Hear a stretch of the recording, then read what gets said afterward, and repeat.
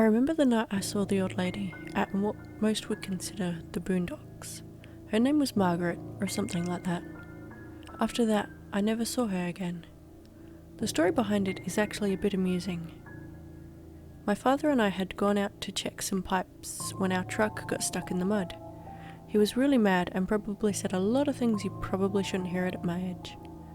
The only upside was my chance to explore the forest. I'd been there multiple times before, walking through the trees and exploring wildlife. Most of my family advised against going in the forest. They said there could be a cougar or something. Yeah, a cougar in the middle of Illinois. I don't think so. I remember my father trying to push the car in a fit of blind rage, but it wouldn't budge. Eventually he just gave up and told me to wait for him to come back as he left for the house. It was less than 10 miles away, probably about an hour's wait for me. It pissed me off, but I realised an hour wouldn't be too bad. I got bored after about 10 minutes and walked down to the trail into the wooded area. I'd gone there before, both alone and with friends. I kept close to the river so I could return anytime I wanted. Fortunately, I had my iPod with me, so I could listen to my favourite music while I was walking. I remembered my iPod saying it was about 7:40 p.m. when I last checked. My father wouldn't come back for a while, but I was still getting a bit creeped out by the fact that the sun set so early in the middle of August.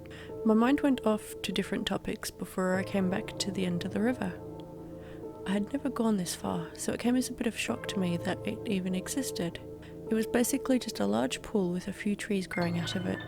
I think I saw a turtle, but other than that, none of the little fish that lived in the river came out here. This struck me as odd, because the stream would carry them here if nothing else. I looked up and noticed something else that I had never known existed, a house at the end of the river. It was on top of the small hill overlooking the little gully, what appeared to be a nice place to put a house. It looked like it had been there for ages without any kind of maintenance. I didn't see any telephone lines anywhere, so apparently these people lived off the land. Whatever floats their boat, I guess. At first I thought it was just the red sunlight over the hill, but after a few fleeting moments I found out there was a light inside. My better judgment was seriously going against going up to it, but curiosity got the better of me. Besides, I had time. I walked up to the door and knocked. I'm not a very strong boy, and I was only 12 at the time, so it really surprised me when the door almost fell off its hinges. I cringed, afraid some crazy hillbilly would come out with a shotgun and beat me down. Almost a minute after knocking down the door, an old lady began walking down the hall, her walking stick tapping along the floor. Something about her sent shivers down my spine, but I didn't know what it was at the time. But apparently she had lost her hearing, so I could barely respond. She didn't know sign language either, so I just made primitive hand motions to alert her that I also acknowledged her. She invited me inside, telling me the door was fine and she would replace it later. I walked inside to find a surprisingly clean house. The place looked like it was early 1900s era, probably before the World Wars. Even accounting for this, it was still old as dirt. This isn't to say that I could compare it. There wasn't a speck in this place. She didn't appear to have other family members or even a pet. She was just alone. She walked me into her kitchen. I noticed that she had no television and an old radio that didn't work when I fiddled with it behind her back. I soon realised it had no way to get power. There was none in the house. She had an old gas stove, something that I was sure to stay away from because I figured it would blow at any second. As the old lady, Mary was her name, showed me around her house, I noted the odd way things were arranged. For one, there was no food in the kitchen, but an apple with a large bite taken out of it. It looked fairly new, like she had gone to eat it, but went to see who I was. Yeah, that had to be it. She invited me to sit down with her on the couch. I did, not wanting to be rude to the obviously senile woman. I sat down, expecting her to offer me something. It never came.